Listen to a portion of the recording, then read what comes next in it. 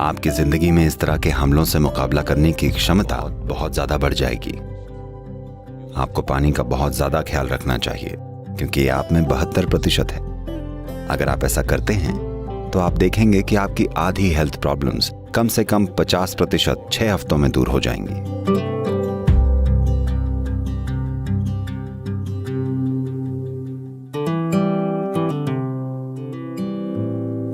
बस अपने भोजन में 40 से 50% कच्चा भोजन लेकर आइए, यानी ये जिंदा होना चाहिए, ये एक जीवित कोशिका होनी चाहिए। ये सब्जी हो सकती है, फल हो सकता है, सूखा मेवा हो सकता है, अंकुरित मूंग हो सकती है। आपके खाने का 50% हिस्सा जीवित होना चाहिए।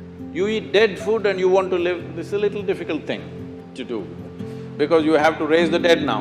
आप मरा हुआ खाना खाते हैं और जीना चाहते हैं, ये थोड़ा मुश्किल काम है क्योंकि अब आपको एक मुर्दे को जिंदा करना है। जब आप खाना पकाते हैं, भोजन को पचाने के लिए सभी जरूरी पाचन सामग्रियां सिर्फ शरीर में ही नहीं होती हैं, भोजन में भी ये एंजाइम। जब आप खाना पकाते तब आप इन एंजाइमों को काफी हद तक नष्ट कर देते हैं। जब आप बिना एंजाइम वाला खाना खाते हैं तब शरीर को वो हिस्सा फिर से बनाने के लिए मेहनत करनी पड़ती है जो नष्ट हो गया है, और तभी खाना पच पाता है।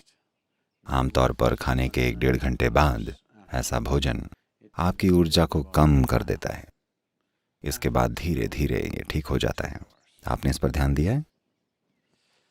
तो खाना ऊर्जा के लिए होता है, पर हम खाने को ऐसे बना रहे हैं कि ये पहले 1.5 घंटे में ऊर्जा को कम कर देता है और सिर्फ उसके बाद ही धीरे धीरे ऊर्जा मिलती है।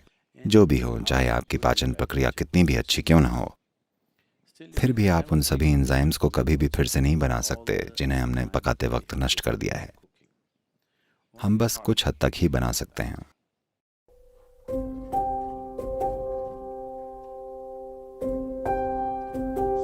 एक सरल काम यह हो सकता है कि आप बस नहा लें। हमेशा सोने से पहले स्नान कर लीजिए, इससे बहुत फर्क पड़ेगा।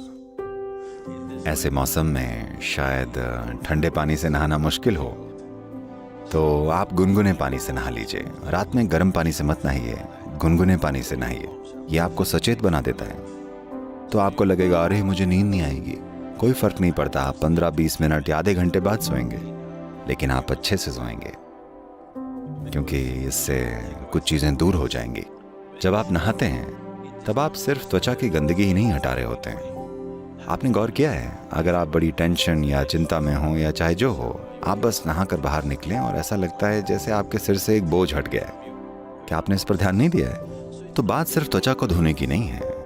जब आपके शरीर पर पानी बहता है तब बहुत सारी चीजें होती हैं। नहाना एक बड़ी ही प्राथमिक भूत शुद्धि है क्योंकि आपके शरीर का 70% से ज्यादा हिस्सा असल में पानी है। अगर आप इसके ऊपर पानी डालें तो एक तरह का शुद्धिकरण होता है जो कि त्वचा की सफाई से कहीं ज्यादा है।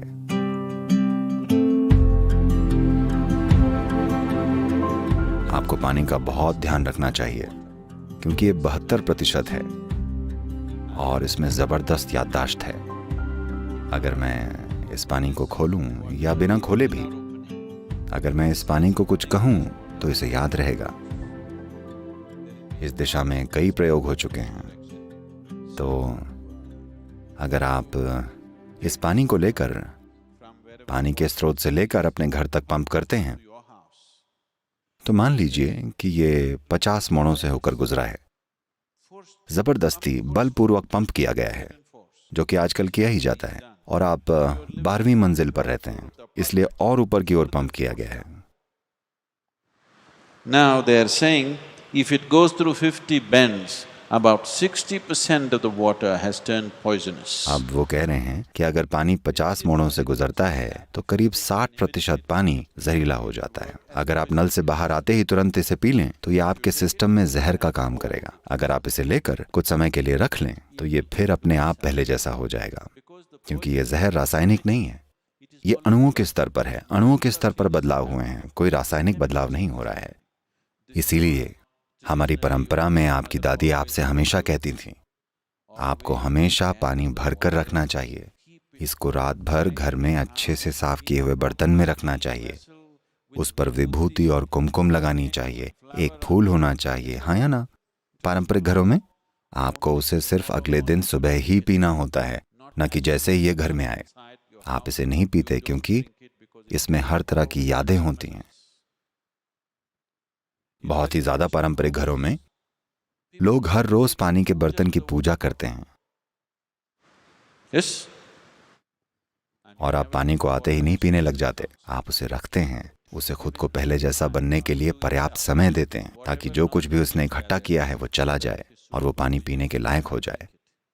पानी का आपको ध्यान रखना चाहिए क्योंकि ये 72% है, ये फर्स्ट क्लास है, समझे? पासिंग मार्क्स से भी ज्यादा है।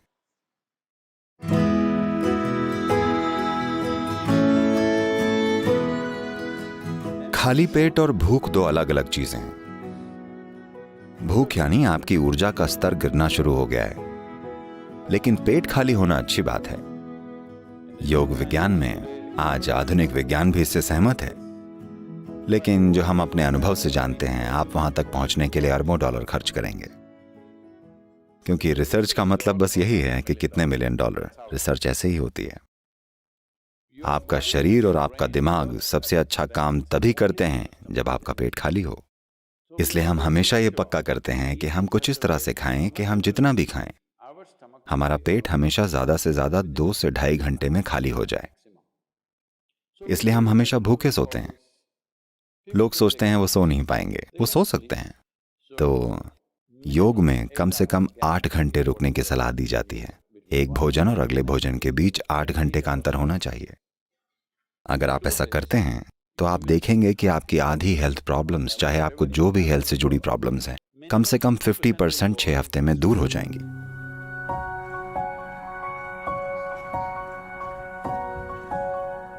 ज्यादातर लोग उनका मिट्टी से संबंध केवल मरने के बाद बढ़ा पाते हैं, लेकिन ये बहुत जरूरी है कि आप जीते जी मिट्टी के साथ संबंध विकसित करें। मैं तो कहूंगा कि खासकर अब जबकि ये वायरस फैला हुआ है। यकीन मानिएगा, आप में से जो लोग किसी भी तरह मिट्टी से जुड़े हुए हैं, Here we call this Prithvi Prema Seva. That means getting involved with the soil in a very loving manner. हम यहाँ इसे पृथ्वी प्रेम सेवा कहते हैं, यानी कि मिट्टी से बड़े प्यार से जुड़ना। इससे आपके जीने की क्षमता, आपकी जिंदगी में इस तरह के हमलों से मुकाबला करने की आपकी क्षमता बहुत बहुत ज्यादा बढ़ जाएगी। खाली जिंदा रहना काफी नहीं है, जरूरी है कि आप मजबूती से जिएं। मजबूती से जीने का मतलब ये नहीं है कि आप बड़े बड़े मसल्स बनाकर किसी पर हावी हों। मजबूती से जीना यानी यहाँ जीवन बड़े पैमाने पर घटित हो। इसके लिए आपको एक ऐसा शरीर चाहिए जो पूरी धरती को अपना ही एक हिस्सा माने, जो कि ये है। तो ये बहुत जरूरी है कि आप ऐसा करें। आप सभी जो यहाँ ईशा योग केंद्र में हैं, हम आपके लिए कुछ प्रक्रियाएं स्थापित करेंगे ताकि कम से कम 3 दिन में एक बार आप सभी के हाथ और पैर मिट्टी में हों। बहुत जरूरी है। और आप लोग जहां भी हैं, अगर आपके पास एक छोटा सा बगीचा है या आप वॉलंटियर बनकर किसी और के बगीचे में काम कीजिए, यकीन मानिए, हाँ, उन्हें मुफ्त का मजदूर मिलेगा, लेकिन ये मत सोचिएगा कि उन्हें ज्यादा फायदा है। आप बहुत ज्यादा फायदे में हैं, क्योंकि अगर आप मिट्टी से जुड़े होंगे तो आप पर इसका जबरदस्त असर होगा। आपके भौतिक शरीर के काम करने का तरीका बदल जाएगा। अपने हाथ मिट्टी में डालिए, ये बहुत महत्वपूर्ण है। नहीं तो आप में से जो लोग बहुत ज्यादा ही अमीर हैं पर काम करते हुए दिखना नहीं चाहते, क्योंकि इससे आपकी अमीरी की इमेज बिगड़ जाएगी, आप मिट्टी से स्नान कर सकते हैं। हाँ, ये भी एक तरीका है।